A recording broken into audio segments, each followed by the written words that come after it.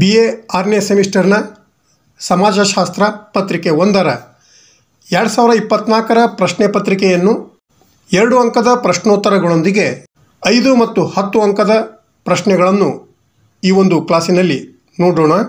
ಮೊದಲು ಭಾಗ ಎದಲ್ಲಿ ಈ ಕೆಳಗಿನ ಯಾವುದಾದರೂ 5 ಪ್ರಶ್ನೆಗಳಿಗೆ ಉತ್ತರಿಸಿ ಅಂತ ಇದೆ. ಇಲ್ಲಿ 6 ಪ್ರಶ್ನೆಗಳನ್ನು ಕೊಡಲಾಗಿರುತ್ತದೆ. ಅವುಗಳಲ್ಲಿ ಬೇಕಾದ 5 ಪ್ರಶ್ನೆಗಳಿಗೆ ಮಾತ್ರ ಉತ್ತರಿಸಬೇಕು. ಪ್ರತಿಯೊಂದು ಪ್ರಶ್ನೆಗೆ 2 ಅಂಕಗಳಂತೆ ಒಟ್ಟು 10 ಅಂಕಗಳನ್ನು ಹೊಂದಿದೆ. ಮೊದಲ ಪ್ರಶ್ನೆ 1, ಪರಿಕಲ್ಪನೆ ವ್ಯಾಖ್ಯಾನಿಸಿ ಅಂತ ಇದೆ. ಪರಿಕಲ್ಪನೆ ವ್ಯಾಖ್ಯೆಯನ್ನು ನೋಡಿದಾಗ ಪರಿಕಲ್ಪನೆಯು ಯಾವುದಾದರೂ ಒಂದು ವಸ್ತು ಅಥವಾ ವಿದ್ಯಮಾನದ ಗುಣಲಕ್ಷಣಗಳನ್ನು ಪ್ರತಿನಿಧಿಸುವ ಅಮೂರ್ತ ಸಂಕೇತ ಅಥವಾ ಪದವಾಗಿದೆ. ಅಂದ ಮೇಲೆ ಈ ಒಂದು ಪರಿಕಲ್ಪನೆಯ ವ್ಯಾಖ್ಯೆಯನ್ನು ನೋಡಿದಾಗ ಪೌಲಿನ್ ಯಂಗ್ ಎಂಬುವರು ಹೇಳಿದಂತೆ ಒಂದು ವರ್ಗ ಅಥವಾ ಸತ್ಯ ಸಂಗತಿಗಳ ಗುಂಪನ್ನು ಕುರಿತಾದ ಶೀಘ್ರ ಲಿಪಿಯಲ್ಲಿನ ಅಂದರೆ ಸಂಕ್ಷಿಪ್ತವಾದ ವ್ಯಾಖ್ಯೆಯು ವಾಸ್ತವದಲ್ಲಿ ಪರಿಕಲ್ಪನೆಯಾಗಿದೆ ಎಂದು ಹೇಳಿದ್ದಾರೆ. ಇನ್ನು ಹೋಜನ್ ಎಒ ಎಂಬುವರ ಪ್ರಕಾರ ಅಂದರೆ ಅಕಾಡೆಮಿಕ್ ಡಿಕ್ಷನರಿ ಆಫ್ ಸೋಷಾಲಜಿಯಲ್ಲಿ ಇರುತ್ತಿರುವಂಥ ವ್ಯಾಖ್ಯೆ ಎಂದರೆ ಯಾವುದಾದರೂ ಒಂದು ವಸ್ತು, ವಿಷಯ ಅಥವಾ ಅವುಗಳ ನಡುವಿನ ಸಂಬಂಧವನ್ನು ಕುರಿತು ಸಾಮಾನ್ಯ ಅಭಿಪ್ರಾಯ ವ್ಯಕ್ತಪಡಿಸಲು ಉಪಯೋಗಿಸುವಂಥ ಪದ ಅಥವಾ ಪದಗಳ ಗುಂಪನ್ನು ಪರಿಕಲ್ಪನೆಯಾಗಿದೆ ಎಂದು ಹೇಳಲಾಗಿದೆ.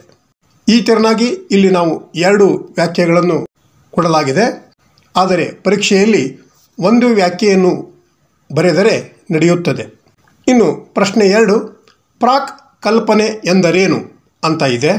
ಪ್ರಾಕ್ ಕಲ್ಪನೆ ಎಂದರೆ ನೈಸರ್ಗಿಕ ಮತ್ತು ಸಮಾಜ ವಿಜ್ಞಾನಗಳಲ್ಲಿ ಪ್ರಾಕ್ ಕಲ್ಪನೆಗಳನ್ನು ಸಂಶೋಧನೆಯ ಪ್ರಮುಖ ಸಾಧನಗಳೆಂದು ಪರಿಗಣಿಸಲಾಗಿದೆ. ಈ ಒಂದು ಪ್ರಾಕ್ ಕಲ್ಪನೆಗಳು ಕೇವಲ ಊಹೆ ಅಥವಾ ಪೂರ್ವ ಕಲ್ಪನೆಗಳು ಆಗಿವೆ. ಅವುಗಳು ಸಾಧನೀಯ ಅಥವಾ ತಿರಸ್ಕರಣೀಯವಾದ ಕೆಲವು ಅನುಮಾನ ಅಥವಾ ಗ್ರಹಿಕೆಗಳಾಗಿವೆ. ಆದರೆ ಸಂಶೋಧನೆಗೆ ಪ್ರಾಕ್ ಕಲ್ಪನೆಗಳು ತಾನು ಪರಿಹರಿಸಿಕೊಳ್ಳಬೇಕೆಂದಿರುವ ಔಪಚಾರಿಕ ಪ್ರಶ್ನೆಗಳಂತೆ ಇರುತ್ತವೆ. ಅಂದ ಮೇಲೆ ಆಂಗ್ಲ ಭಾಷೆಯಲ್ಲಿ ಇದನ್ನು ಹೈಪೋಥಿಸಿಸ್ ಎಂದು ಕರೆಯುತ್ತಾರೆ. ಇಲ್ಲಿ ಹೈಪೋ ಎಂದರೆ ಕಡಿಮೆ ಅಥವಾ ಕೆಳಗಿನ ಎಂಬರ್ಥವನ್ನು ಕೊಟ್ಟರೆ, ಥೀಸಿಸ್ ಎಂದರೆ ವಿವೇಚನಾಯುಕ್ತ ಸಿದ್ಧಾಂತ ಅಂದರೆ ಸಾಮಾನ್ಯವಾಗಿ ಅಂಗೀಕರಿಸಲ್ಪಟ್ಟ ವಿಚಾರ ಅಥವಾ ದೃಷ್ಟಿಕೋನ ಎಂದರ್ಥವಾಗಿದೆ. ಹೀಗೆ ಪ್ರಾಕ್ ಕಲ್ಪನೆಯು ಸಿದ್ಧಾಂತಕ್ಕಿಂತಲೂ ಕೆಳಮಟ್ಟದಲ್ಲಿ ಬರುತ್ತದೆ. ಅದು ಇನ್ನೂ ಸಂಶೋಧನಾ ಪರೀಕ್ಷೆಯಲ್ಲಿ ಪಾಸಾಗಿರುವ ಒಂದು ಊಹನೆ, ತರ್ಕವಾಕ್ಯ ಅಥವಾ ಪ್ರಸ್ತಾವ ಆಗಿದ್ದು, ಪ್ರಾಕ್ ಕಲ್ಪನೆಯು ಪರೀಕ್ಷೆಯ ಎಲ್ಲ ಹಂತಗಳನ್ನು ದಾಟಿರದ ಅಂದರೆ ಪ್ರಮಾಣೀಕರಣಕ್ಕೆ ಇನ್ನೂ ಒಳಪಟ್ಟಿರದ ಊಹನೆ ಅಥವಾ ಪೂರ್ವ ಪ್ರಸ್ತಾವನೆಯಾಗಿದೆ. ಪ್ರಶ್ನೆ 3, ಸಾಮಾಜಿಕ ಸಮತೋಲನ ಎಂದರೇನು ಅಂತ ಇದೆ. ಸಾಮಾಜಿಕ ಸಮತೋಲನ ಎಂದರೆ ಸಮಾಜಶಾಸ್ತ್ರೀಯ ದೃಷ್ಟಿಕೋನದಲ್ಲಿ ಸಾಮಾಜಿಕ ಸಮತೋಲನವು ಸಮಾಜದೊಳಗಿನ ಸಮತೋಲನ ಮತ್ತು ಸ್ಥಿರತೆಯ ಸ್ಥಿತಿಯನ್ನು ಸೂಚಿಸುತ್ತದೆ. ಅಲ್ಲಿ ಅದರ ವಿವಿಧ ಭಾಗಗಳು ಸಾಮರಸ್ಯದಿಂದ ಒಟ್ಟಿಗೆ ಕಾರ್ಯನಿರ್ವಹಿಸುತ್ತವೆ ಮತ್ತು ತುಲನಾತ್ಮಕವಾಗಿ ಸ್ಥಿರ ಸ್ಥಿತಿಯನ್ನು ಕಾಯ್ದುಕೊಳ್ಳುತ್ತವೆ. ಸಮಾಜದಲ್ಲಿ ಬದಲಾವಣೆಗಳು ಉಂಟಾದಾಗ ಸ್ಥಿರತೆಯನ್ನು ಕಾಪಾಡಿಕೊಳ್ಳಲು ಹೊಂದಾಣಿಕೆಗಳು ಸಂಭವಿಸುವ ಕ್ರಿಯಾತ್ಮಕ ಸಮತೋಲನ ಈ ಒಂದು ಸಾಮಾಜಿಕ ಸಮತೋಲನವಾಗಿದೆ. ಒಟ್ಟಾರೆ ಸ್ಥಿರತೆಗೆ ಅಡ್ಡಿಯಾಗದಂತೆ ತಡೆಯಲು ಉದ್ವಿಗ್ನತೆ ಮತ್ತು ಸಂಘರ್ಷಗಳನ್ನು ನಿರ್ವಹಿಸುವ ಮೂಲಕ ಈ ಸಮತೋಲನವನ್ನು ಸಾಧಿಸಲಾಗುತ್ತದೆ.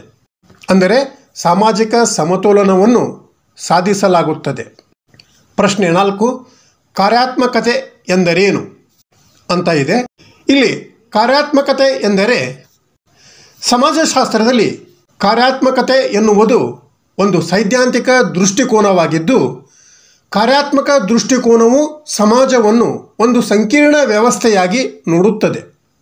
ಇದು ಸಮಾಜವನ್ನು ಒಗ್ಗಟ್ಟು ಮತ್ತು ಸ್ಥಿರತೆಯನ್ನು ಉತ್ತೇಜಿಸಲು ಒಟ್ಟಾಗಿ ಕೆಲಸ ಮಾಡುವ ಪರಸ್ಪರ ಸಂಬಂಧ ಹೊಂದಿರುವ ಭಾಗಗಳನ್ನು ಹೊಂದಿರುವಂಥ ಸಂಕೀರ್ಣ ವ್ಯವಸ್ಥೆಯಾಗಿ ನೋಡುತ್ತದೆ.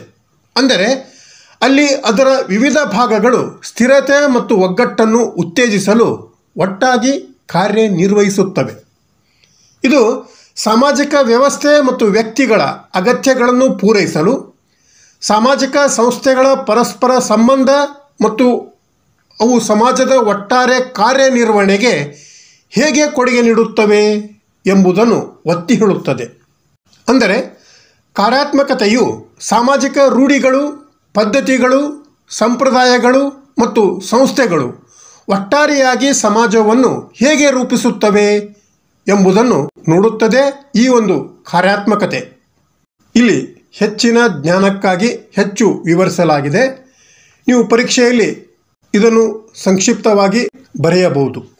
ಇನ್ನು 5ನೇ ಪ್ರಶ್ನೆ, ಸಂಘರ್ಷಾತ್ಮಕ ದೃಷ್ಟಿಕೋನದ ಯಾರಾದರೂ ಇಬ್ಬರು ಪ್ರತಿಪಾದಕರನ್ನು ಹೆಸರಿಸಿ ಅಂತ ಇದೆ. ಸಂಘರ್ಷಾತ್ಮಕ ದೃಷ್ಟಿಕೋನದ ಪ್ರತಿಪಾದಕರು ಅಂದರೆ ಈ ಒಂದು ಸಮಾಜಶಾಸ್ತ್ರೀಯ ಸಿದ್ಧಾಂತದಲ್ಲಿ ಸಂಘರ್ಷದ ದೃಷ್ಟಿಕೋನದ ಪ್ರಾಥಮಿಕ ಪ್ರತಿಪಾದಕರು ಎಂದರೆ ಕಾರ್ಲ್ ಮಾರ್ಕ್ಸ್ ಆಗಿದ್ದಾರೆ. ಇವರ ಆಲೋಚನೆಗಳನ್ನು ವಿಸ್ತರಿಸಿದ ಅಥವಾ ಆಧರಿಸಿದ ಇತರ ಪ್ರಮುಖ ವ್ಯಕ್ತಿಗಳಲ್ಲಿ Max Weber, C Wright Mills ಮತ್ತು ರಾಲ್ಫ್ ಡೆರಾಂಡಾರ್ಫ್ ಅವರು ಸಹ ಈ ಒಂದು ಸಂಘರ್ಷಾತ್ಮಕ ದೃಷ್ಟಿಕೋನದ ಪ್ರತಿಪಾದಕರಲ್ಲಿ ಸೇರಿದ್ದಾರೆ. 2 ಅಂಕದ ಕೊನೆಯ ಪ್ರಶ್ನೆ 6, ಚಿಹ್ನೆ ಎಂದರೇನು ಅಂತ ಇದೆ. ಚಿಹ್ನೆ ಎಂದರೆ ಸಮಾಜಶಾಸ್ತ್ರೀಯ ದೃಷ್ಟಿಕೋನದಲ್ಲಿ ಚಿಹ್ನೆ ಅಥವಾ ಸಂಕೇತ ಎಂದರೆ ಬೇರೆ ಯಾವುದನ್ನಾದರೂ ಪ್ರತಿನಿಧಿಸುವ ಮತ್ತು ಒಂದೇ ಸಂಸ್ಕೃತಿಯನ್ನು ಹಂಚಿಕೊಳ್ಳುವ ಜನರು ಗುರುತಿಸುವ ನಿರ್ದಿಷ್ಟ ಅರ್ಥವನ್ನು ಹೊಂದಿರುವ ಯಾವುದೇ ವಸ್ತು ಅಥವಾ ಗುರುತು ಚಿಹ್ನೆಯಾಗಿದೆ. ಚಿಹ್ನೆ ಅಥವಾ ಸಂಕೇತಗಳು ಸಂವಹನ ಮತ್ತು ಸಾಮಾಜಿಕ ಸಂವಹನಕ್ಕೆ ಮೂಲಭೂತವಾಗಿದ್ದು ವ್ಯಕ್ತಿಗಳು ಜಗತ್ತನ್ನು ಹೇಗೆ ಅರ್ಥ ಮಾಡಿಕೊಳ್ಳುತ್ತಾರೆ ಮತ್ತು ಪರಸ್ಪರ ಹೇಗೆ ಸಂವಹನ ನಡೆಸುತ್ತಾರೆ ಎಂಬುದನ್ನು ಈ ಒಂದು ಚಿಹ್ನೆಗಳು ರೂಪಿಸುತ್ತವೆ. ಸಮಾಜಶಾಸ್ತ್ರದಲ್ಲಿ ಈ ಒಂದು ಚಿಹ್ನೆಯು ಯಾವುದೇ ಪದ, ಸನ್ನೆ, ಚಿತ್ರ ಅಥವಾ ವಸ್ತುವಿನಂತಹ ಯಾವುದನ್ನಾದರೂ ಸಹ ಸೂಚಿಸುತ್ತದೆ. ಅದು ಒಂದೇ ಸಂಸ್ಕೃತಿಯನ್ನು ಹಂಚಿಕೊಳ್ಳುವ ಜನರು ಗುರುತಿಸುವ ನಿರ್ದಿಷ್ಟ ಅರ್ಥವನ್ನು ಈ ಒಂದು ಚಿಹ್ನೆಯು ಹೊಂದಿರುತ್ತದೆ. ಈ ತೆರನಾಗಿ 2 ಅಂಕದ ಪ್ರಶ್ನೋತ್ತರಗಳು ಇದ್ದು ಇಲ್ಲಿ 6 ಪ್ರಶ್ನೆಗಳಿಗೆ ಉತ್ತರಿಸಲಾಗಿದೆ. ನೀವು ಪರೀಕ್ಷೆಯಲ್ಲಿ ಕೇವಲ 5 ಪ್ರಶ್ನೆಗಳಿಗೆ ಮಾತ್ರ ಉತ್ತರಿಸಬೇಕು. ನಾವು ಇಲ್ಲಿ ಹೆಚ್ಚಿನ ವಿಷಯದ ಜ್ಞಾನಕ್ಕಾಗಿ ಹೆಚ್ಚು ವಿವರಿಸಲಾಗಿದೆ. ಇನ್ನು ಭಾಗ ಬಿ, ಈ ಕೆಳಗಿನ ಯಾವುದಾದರೂ 4 ಪ್ರಶ್ನೆಗಳಿಗೆ ಉತ್ತರಿಸಿ ಅಂತ ಇದೆ. ಇಲ್ಲಿ 5 ಪ್ರಶ್ನೆಗಳನ್ನು ಕೊಡಲಾಗಿರುತ್ತದೆ. ಅವುಗಳಲ್ಲಿ ಬೇಕಾದ 4 ಪ್ರಶ್ನೆಗಳಿಗೆ ಮಾತ್ರ ಉತ್ತರಿಸಬೇಕು. ಪ್ರತಿಯೊಂದು ಪ್ರಶ್ನೆಗೆ 5 ಅಂಕಗಳಂತೆ 4 ಪ್ರಶ್ನೆಗಳಿಗೆ 20 ಅಂಕಗಳು ಆಗಿವೆ. ಇದರಲ್ಲಿ ಮೊದಲ ಪ್ರಶ್ನೆ 7, ಸಿದ್ಧಾಂತದ ಲಕ್ಷಣಗಳನ್ನು ವಿವರಿಸಿ ಅಂತ ಇದ್ದರೆ, ಪ್ರಶ್ನೆ 8, ಸಾಮಾಜಿಕ ರಚನೆ ಕುರಿತು ಟಿಪ್ಪಣಿ ಬರೆಯಿರಿ ಅಂತ ಇದೆ. ಪ್ರಶ್ನೆ 9, ಕಾರ್ಯಾತ್ಮಕ ವಿಶ್ಲೇಷಣೆಯ ಪ್ರತಿಪಾದನೆಗಳು ಚರ್ಚಿಸಿ ಅಂತ ಇದ್ದರೆ, ಪ್ರಶ್ನೆ 10, ಸಾಮಾಜಿಕ ಅಸಮಾನತೆ ಎಂದರೇನು ಅಂತ ಇದೆ. 5 ಅಂಕದ ಕೊನೆಯ ಪ್ರಶ್ನೆ 11, ಚಿಹ್ನೆ ಕುರಿತು ಟಿಪ್ಪಣಿ ಬರೆಯಿರಿ ಅಂತ ಈ ತೆರನಾಗಿ 5 ಅಂಕದ ಪ್ರಶ್ನೆಗಳು ಇದ್ದರೆ, ಇನ್ನು ಭಾಗ ಸಿಯಲ್ಲಿ ಈ ಕೆಳಗಿನ ಬೇಕಾದ 3 ಪ್ರಶ್ನೆಗಳಿಗೆ ಉತ್ತರಿಸಿ ಅಂತ ಇದೆ. ಇಲ್ಲಿ 4 ಪ್ರಶ್ನೆಗಳನ್ನು ಕೊಡಲಾಗಿರುತ್ತದೆ. ಅವುಗಳಲ್ಲಿ ಬೇಕಾದ 3 ಪ್ರಶ್ನೆಗಳಿಗೆ ಮಾತ್ರ ಉತ್ತರಿಸಬೇಕು.